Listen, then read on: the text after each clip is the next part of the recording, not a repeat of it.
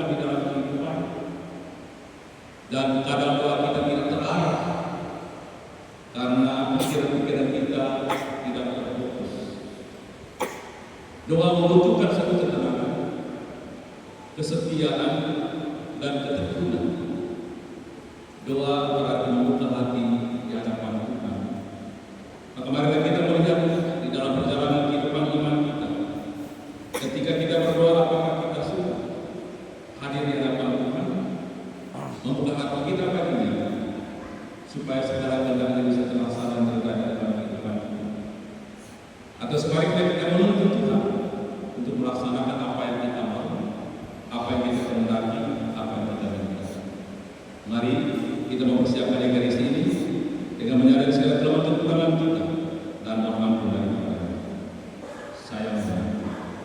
kepada Allah yang Maha Kuasa dan kepada saudara sekalian bahwa saya telah berdosa dengan pikiran dan perkataan, dengan perbuatan dan kelalaian.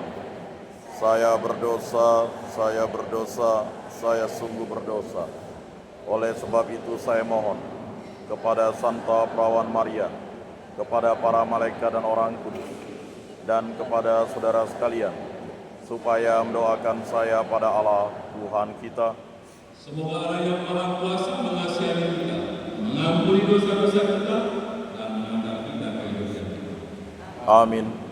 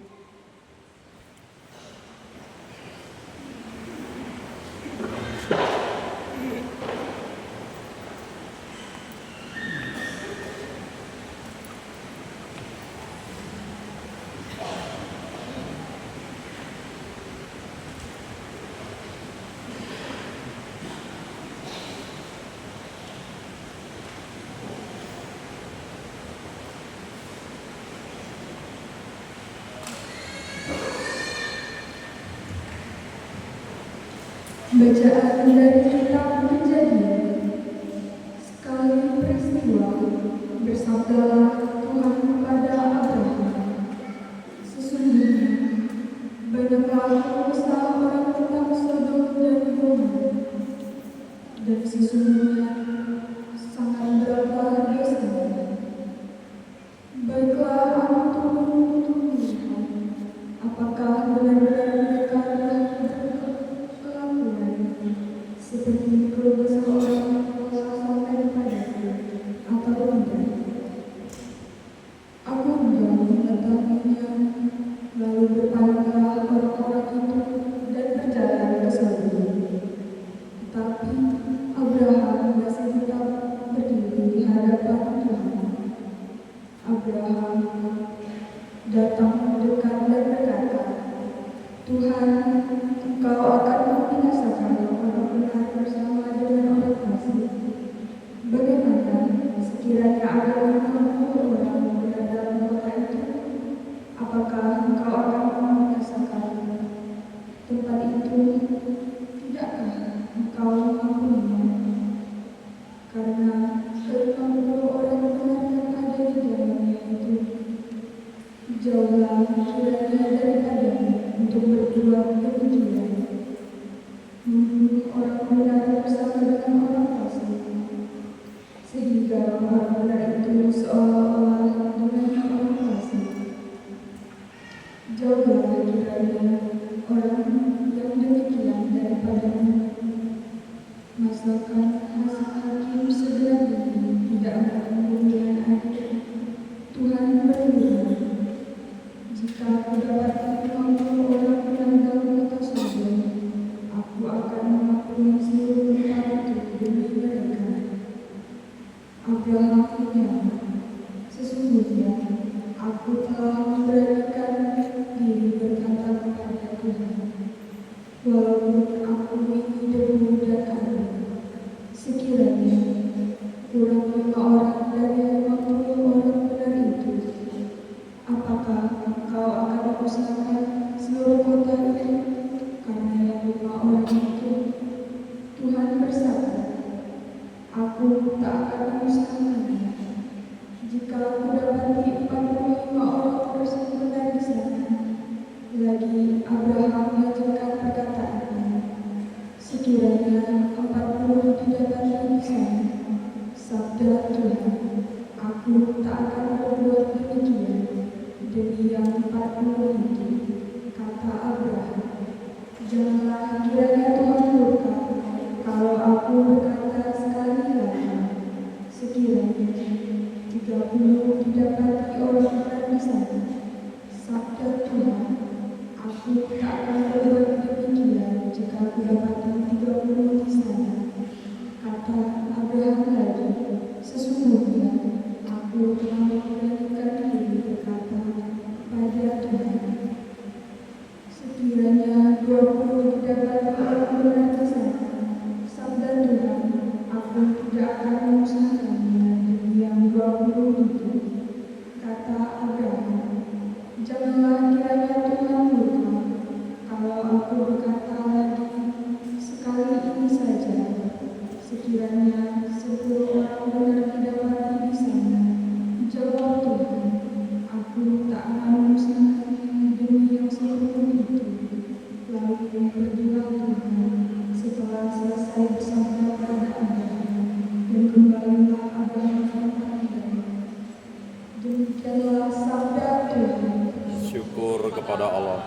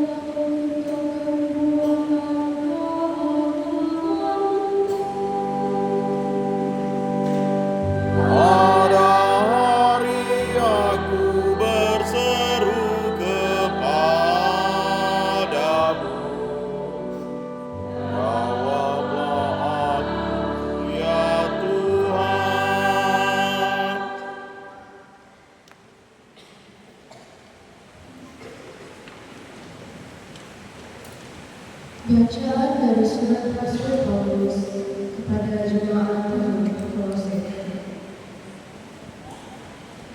Saudara-saudara, bersama Kristus kamu telah dikuburkan dalam pembaptisan, dan bersama Dia kamu juga turut dibangkitkan oleh kepercayaan karya kuasa Allah yang telah membangkitkan Kristus dari antara orang mati. Dahulu kamu mati karena pelanggaranmu dan karena tidak disunat secara lahiriah. Tetapi kini Allah menghidupkan kamu bersama Kristus, sesudah Ia mengampuni segala pelanggaran kita. Surat hutang yang oleh ketentuan hukum mendakwa dan mengancam kita telah dihapuskannya dan ditiadakannya dengan memakunya pada kayu salib. Demikianlah sabda Tuhan. Syukur kepada Allah.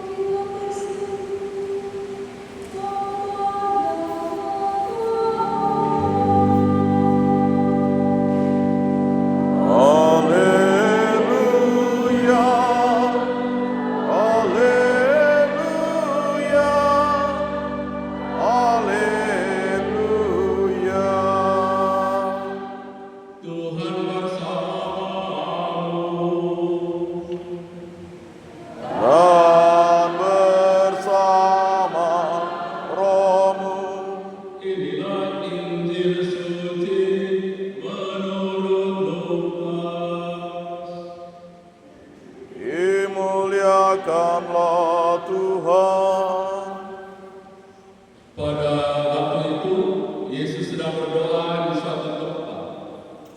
Ketika ia selesai berdoa, berkatalah seorang dari murid-muridnya kepadanya, "Tuhan, ajarlah kami berdoa, sama seperti yang diajarkan Yohanes kepada murid-muridnya."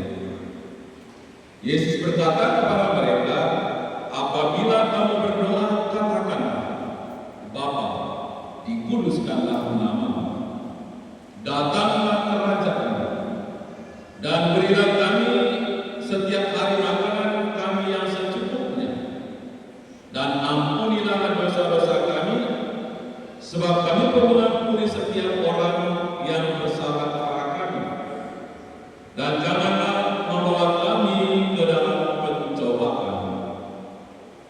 Lalu katanya kepada mereka, "Jika seorang di antara kamu mempunyai seorang sahabat, dan pada tengah malam pergi kepadanya lalu berkata, 'Sahabat, pinjamkanlah kepadaku 3 buah roti, sebab seorang sahabatku yang sedang berada dalam perjalanan sehingga terundak, dan aku tidak mempunyai apa-apa untuk dihidangkan kepadanya.'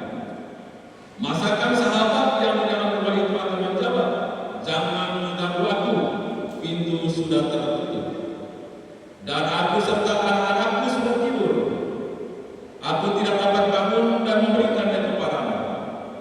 Aku berkata kepadamu, sekalipun dia tidak mau bangun dan tidak mau memberikan sesuatu kepadanya, meskipun ia itu sahabatnya, namun karena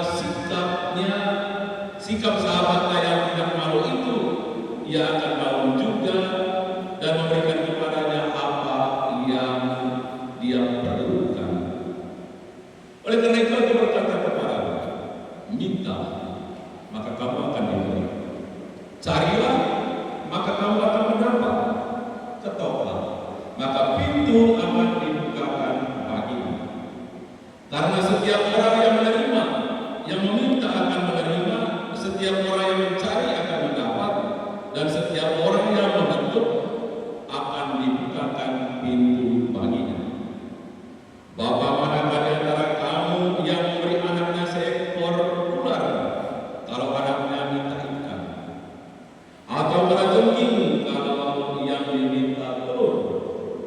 Jadi, jika kamu yang jahat tahu memberikan yang baik kepada anak-anakmu, apalagi Bapamu yang di surga, Ia akan memberikan Roh Kudus kepada siapapun yang meminta kepadanya." Demikianlah sabda Tuhan. Terpujilah Kristus.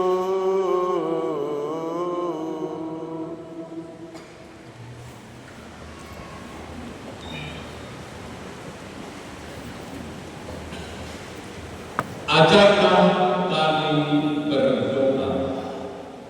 Bapak Ibu saudara-saudari yang terkasih dalam Kristus, dalam perikop Injil yang barusan kita dengar, setelah Tuhan Yesus selesai berdoa, salah seorang dari muridnya berkata, "Tuhan, ajarlah kami berdoa." Sama seperti yang diajarkan Yohanes kepada murid-muridnya. Dan permintaan ini ditanggapi secara positif oleh Yesus. Dan dia mengajarkan mereka satu doa yang sangat istimewa, yang kita kenal dengan doa Bapa Kami. Doa itu sangat singkat, padat dan jelas, dan tidak bertele-tele. Melalui doa itu Yesus pertama-tama mengajak kita bahwa saat kita berdoa, kita pertama-tama memuliakan Allah, memuji dan memuliakan Allah, karena Dia sang penyelenggara atas segala kehidupan. Di dalam doa kami ada satu permohonan yang sifatnya kolektif. Datanglah kerajaan. Kerajaan seperti apa yang kita mohonkan Tuhan hadir di dunia ini adalah kerajaannya yang penuh kasih, kerajaan yang penuh kebenaran, kerajaan yang penuh keadilan dan kejujuran, kerajaan yang memerdekakan kita sebagai anak-anak. Dan selanjutnya di dalam doa kita boleh menyampaikan apa yang kita butuhkan dalam hidup. Dalam doa Bapa Kami, permohonan pertama selalu berkaitan dengan kehidupan kebutuhan rutinitas, makanan secukupnya. Siapa yang tidak mohon? Kebutuhan yang mendesak. Setelah itu kita mohon alamat pengampunan dari Tuhan. Karena kita manusia ini adalah manusia yang sangat terbatas, yang kerap kali jatuh di dalam kelemahan kekurangan dalam dosa. Karena itu kita mohon suatu pengampunan dari Tuhan untuk membersihkan diri kita, hidup kita dari segala kekurangan yang membuat kita semakin jauh dari Tuhan, yang membuat rahmat keselamatan Tuhan itu tidak bisa kita terima di dalam hidup. Dan saat kita memohonkan pengampunan dari Tuhan, syaratnya satu, yakni kita juga mau mengampuni sesama yang bersalah. Pengampunan hanya bisa kita alami dari Tuhan, diterima dari Tuhan kalau kita juga mau mengampuni sesama kita. Tuhan yang hadir di dalam kehidupan kita.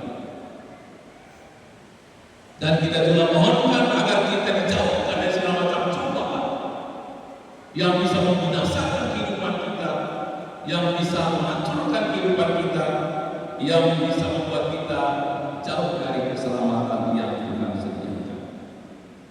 Bapak Ibu saudara-saudari yang terkasih, di dalam doa itu Yesus juga mengajarkan para muridnya satu ketekunan, kesetiaan di dalam doa. Dan kita diminta untuk tidak jemu-jemu berdoa kepada Tuhan. Doa kita orang Katolik ini paling kurang ada dua jenisnya. Doa yang terucap dan doa yang tidak terucap.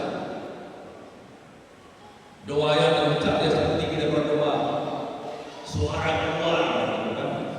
Tapi doa yang tidak terucap adalah doa batin. Tanpa kita mengucap sesuatu, Tuhan tahu apa yang ada di dalam hati kita. Berdoa kelihatannya hanya sepele, tapi tidak mudah. Apalagi menyiapkan hati untuk fokus dan konsentrasi dalam doa. Biasanya konsentrasi kita manusia itu hanya bertahan 5 menit. Selebihnya mengandung sana sini. Ya kan? Belum lagi kalau doa dalam kebersamaan. Baru satu ucap salam Maria, lihat anak lewat mulai marah.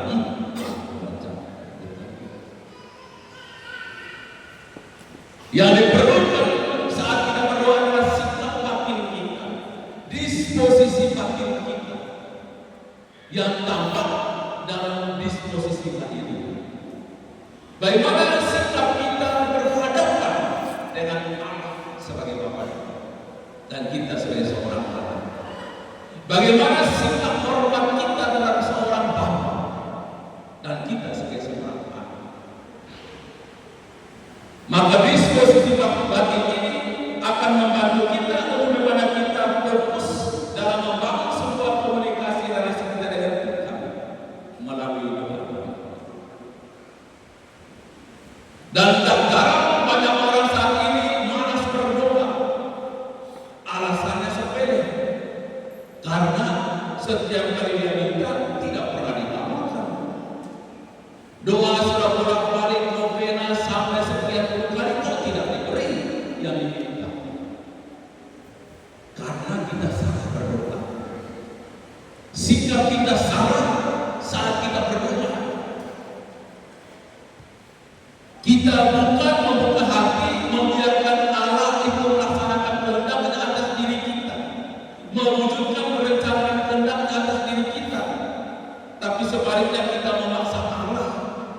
melaksanakan apa yang kita mau, yang kita minta. Maka kalau itu yang terjadi, jangan harap doa kita akan didengar oleh Tuhan. Sikap batin saat kita berdoa seperti Bunda Maria, membuka diri, berpasrah secara total kepada Tuhan dan membiarkan kehendaknya itu terjadi. Kalau permintaan kita, permohonan kita selaras dengan kehendaknya, maka pasti akan terwujud. Maria di dalam sikap batinnya saat berkomunikasi dengan Allah, dia katakan, terjadilah padaku menurut perkataan, terjadilah padaku menurut kehendakmu. Maka pada setiap doa hendaklah sikap ini yang kita minta, yang kita bangun di dalam diri kita. Setelah kita mengungkapkan segala harapan kita, permohonan kita, pada akhirnya kita katakan, Tuhan, terjadilah semuanya itu pada sore kita.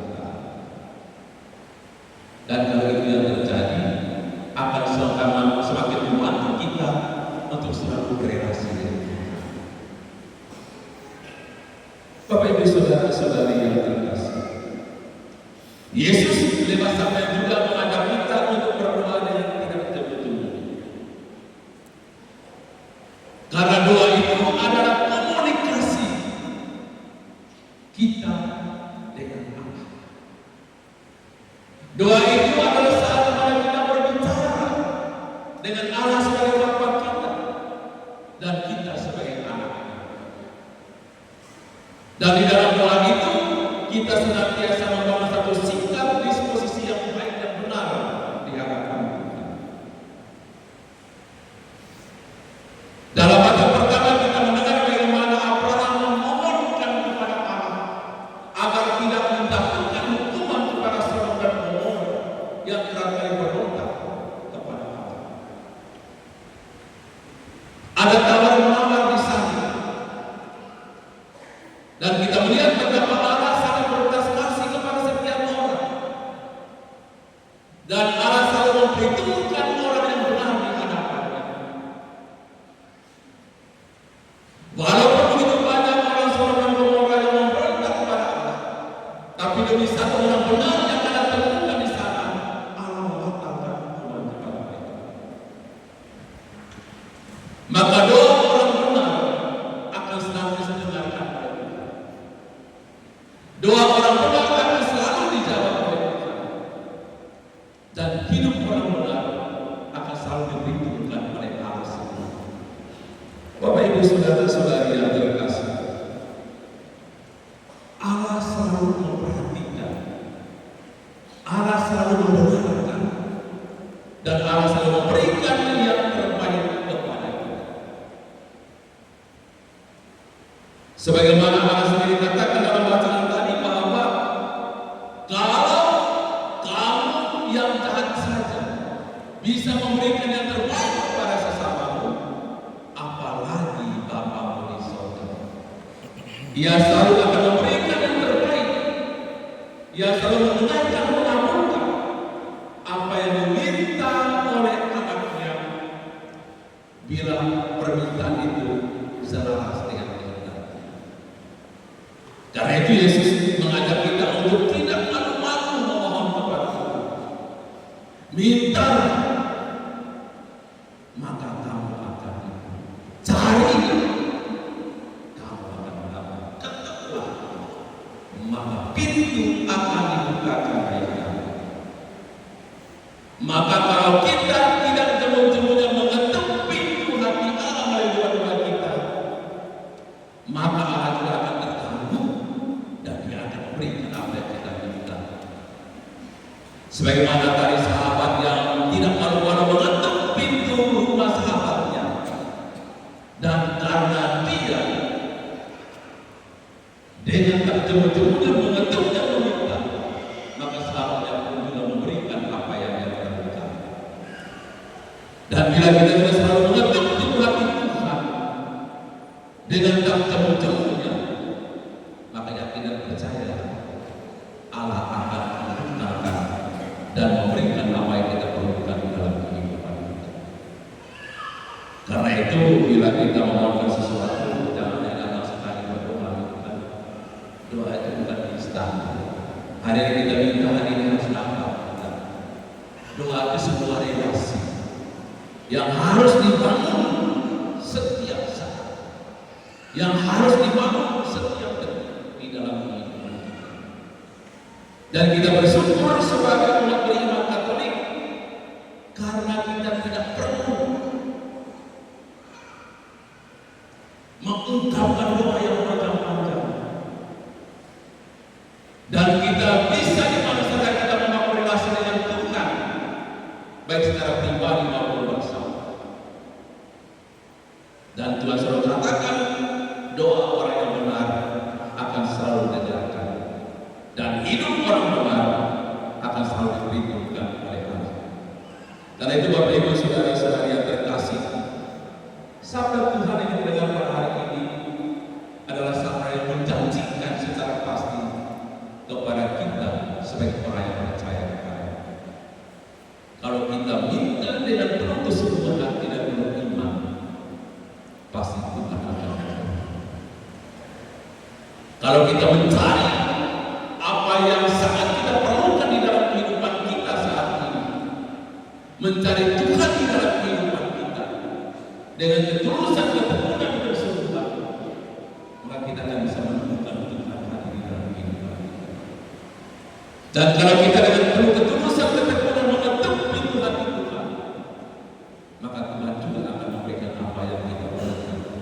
Dia selalu membuka hatinya dan mengulurkan rahmat, bantuan, pertolongan kepada setiap orang yang memerlukan, kepada setiap orang yang meminta. Bapak Ibu saudara-saudari yang terkasih, doa adalah ungkapan iman kita kepada Tuhan.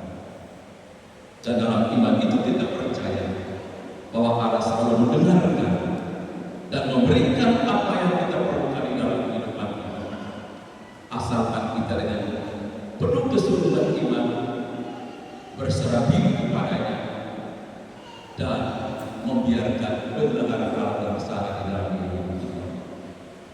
Doa yang benar adalah doa yang sungguh dari kedalam hati kita, doa yang membuka hati untuk membiarkan rancangan dan karya Allah itu terlaksana di dalam hidup kita.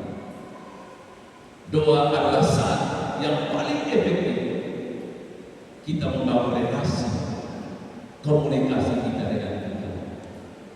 Dan bagi kita orang beriman, doa adalah nafas kehidupan. Yesus sendiri sebelum dan sesudah melaksanakan karyanya, Dia selalu berdoa kepada Bapa di surga agar seluruh hidup karya dan pelayanan terfokus dan terarah untuk melaksanakan, mewujudkan apa yang Allah kehendaki demi keselamatan kita manusia. Nah, kita juga diajarkan oleh Tuhan bahwa di dalam kehidupan kita, sebelum kita memulai dan menyelesaikan sesuatu karya pekerjaan kita, jangan lupa juga untuk kita selalu berdoa. Sebelum kita mulai pekerjaan, kita berdoa memohonkan pertolongan penyertaan Tuhan di dalam hidup kita, di dalam setiap karya pekerjaan kita, agar kita bisa melakukan karya pekerjaan kita secara terfokus, terarah, terencana sesuai dengan kehendak. Dan setelah kita menyelesaikan pekerjaan kita, kita datang bersyukur kepada Tuhan atas penyertaannya dalam seluruh kehidupan karya pekerjaan kita. Doa mempunyai satu muatan yang luar biasa, dan doa dapat mengubah segala-galanya di dalam kehidupan kita. Hati yang membatu sekalipun akan bisa hancur karena kekuatan doa, karena di sana ada kuasa Allah yang berkarya, ada kuasa Allah yang nyata hadir di dalam setiap kehidupan manusia. Karena itu Bapak Ibu saudara-saudari yang terkasih, jadikanlah doa sebagai bagian dari kehidupan kita. Berdoa bukan saja pada saat kita membutuhkan sesuatu, tetapi jadikanlah doa itu sebagai nafas hidup saat dimana kita membangun sebuah relasi, komunikasi yang intim dengan Allah sebagai Bapa kita dan kita sebagai anak. Kalau seorang bapa saja bisa memberikan yang terbaik bagi anak-anaknya, bisa memenuhi kebutuhan anak-anaknya,